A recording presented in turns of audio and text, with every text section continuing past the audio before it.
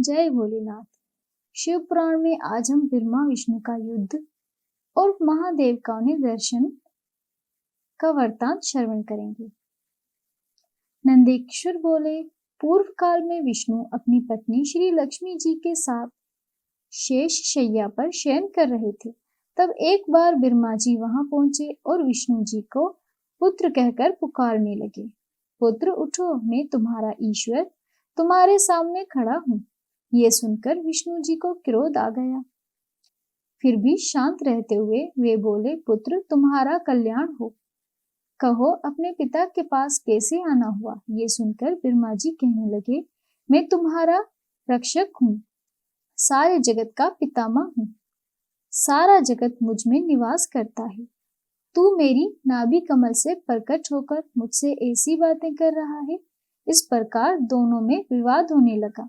तब वे दोनों अपने को प्रभु कहते कहते एक दूसरे का वध करने को तैयार हो गए। हंस और गरुड़ पर बैठे दोनों परस्पर युद्ध करने लगे। ब्रह्मा जी के वक्ष स्थल में विष्णु जी ने अनेकों अस्त्रों का प्रहार करके उन्हें व्याकुल कर दिया। इससे कोपित हो ब्रह्मा जी ने भी पलटकर भयानक प्रहार किया।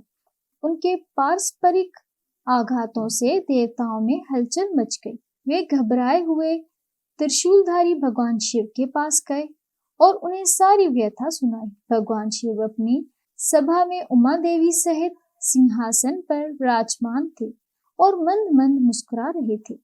महादेव जी बोले, पुत्रों मैं जानता हूँ कि तुम ब्रह्मा और विष्णु के परस्पर युद्ध से बहुत दुखी हो। तुम डरो मत, मैं अपने गुणों के साथ तुम्हारे साथ चलता हूँ। तब भगवान शिव अपने नंदी पर आरूढ़ हो देवताओं सहित युद्ध स्थल की ओर चल दिए। वहां छुपकर वे ब्रह्मा विष्णु के युद्ध को देखने लगे।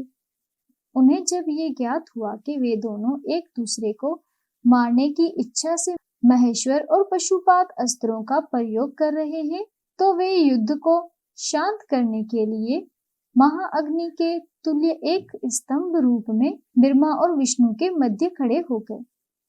महाअग्नि के प्रकट होने पर दोनों के अस्त्र स्वयं ही शांत हो गए।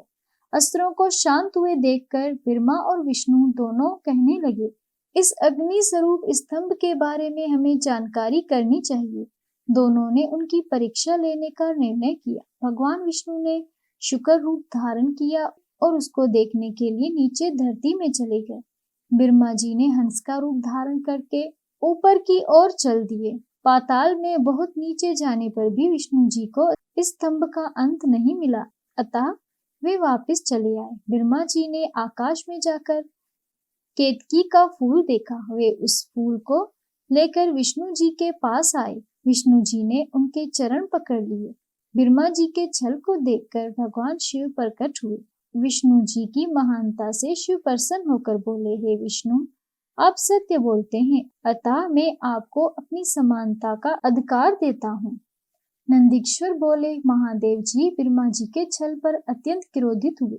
उन्होंने अपने त्रिनेत्र से भैरव को प्रकट किया और उन्हें आज्ञा दी कि वो तलवार से ब्रह्मा जी को दंड दें। आज्ञा पाते ही भैरव ने ब्रह्मा जी के बाल पकड़ लिए और उनका 5वां सिर काट दिया। ब्रह्मा जी डर के मारे कांपने लगे। उन्होंने भैरव के चरण पकड़ लिए तथा क्षमा मांगने लगे। उसे देखकर विष्णु जी ने भगवान शिव से प्रार्थना की कि आपकी कृपा से ही ब्रह्मा जी को 5वां सिर मिला था, अतः आप उन्हें क्षमा कर दें। तब शिव जी की आज्ञा पाकर ब्रह्मा जी को भैरव ने छोड़ दिया। शिव जी ने कहा, तुमने प्रतिष्ठा और ईश्वरत्व को दिखाने के लिए छल किया है, इसलिए मैं तुम्हें शाप देता हूँ कि तुम सत्कार स्थान व उत्सव से वहीं रहोगे। ब्रह्मा जी को अपनी गलती का पछतावा हो चुका था। उन्होंने भगवान शिव के चरण पकड़कर क्षमा मांगी और निवेदन किया कि वे उनका 5वां सर पुनः प्रदान करें। महादेव जी ने कहा, जगत की स्थिति को बिगाड़ने से बचाने के लिए पापी को दंड अवश्य ही देना चाहिए, ताकि लोक मर्यादा बनी रहे। मैं तुम्हें वरदान देता हूँ कि तुम गणों के आचार्य कहलाओगे और तुम्हारे बिना यज्ञ पूर्ण नहीं होंगे। फिर उन्होंने केतकी के पुष्प से कहा, अरे दुष्ट केतकी पुष्प, अब तुम मेरी पूजा के अयोग्य रहोगी। तब केतकी पुष्प बहुत दुखी हुआ और उनके चरणों में गिरकर माफी मांगने लगा।